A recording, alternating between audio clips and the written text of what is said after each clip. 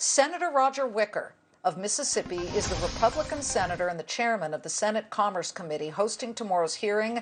He is also the co-sponsor of a bill to update Section 230, joining us now in a Fox Business exclusive ahead of the tomorrow moment here. Senator, thank you for being here. What is your number one goal for tomorrow's hearing?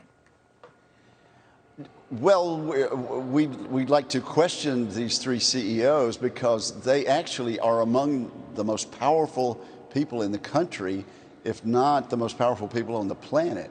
If you control the flow of news, if you control the flow of information, you are indeed powerful. And it's good to hear that their testimony tomorrow will embrace even-handedness.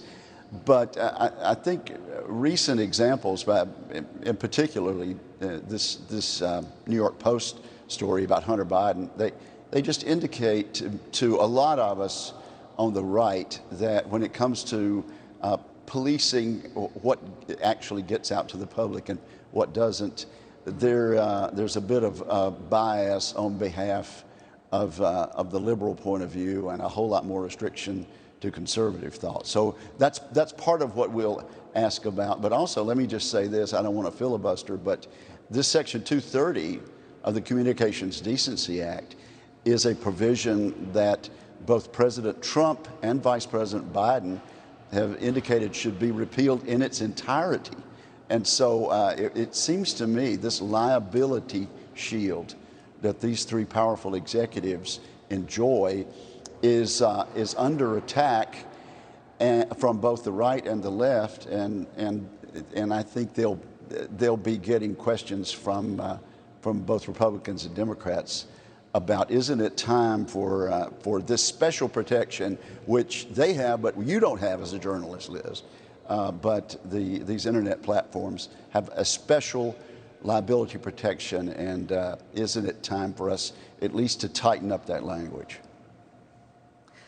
Senator, we never assume people know everything that's happened in the past couple of weeks, even though it's at the forefront of this actual event. And the trigger for it was that the New York Post had put together this article involving the son of Joe Biden, Hunter Biden, and a laptop and all kinds of issues swirling around that.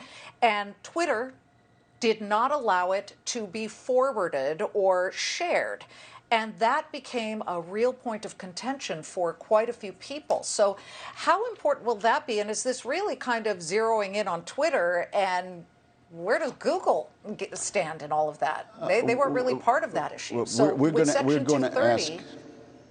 Right. Well, we'll ask Google about other examples. But yes, Twitter was, to me, outrageous in their response to that. And I'm sure the CEO of that company will want to talk about that. What they did, not only did they refuse to allow this New York Post story, the fifth largest newspaper in the country and the oldest newspaper in the country, they did not allow that information to go forward.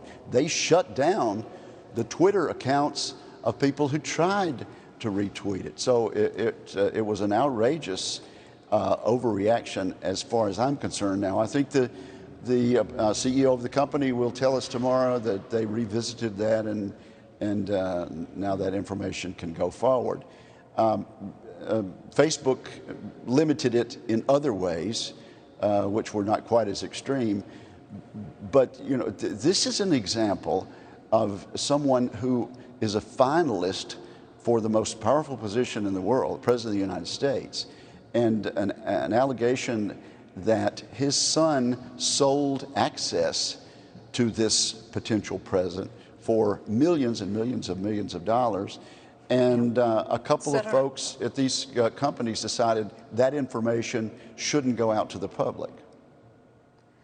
In that case, and then you can look at Facebook, where for so long they were allowing information to get out there on Facebook about, you know, from Holocaust deniers or white supremacy, which is really just short of inciting violence in many cases.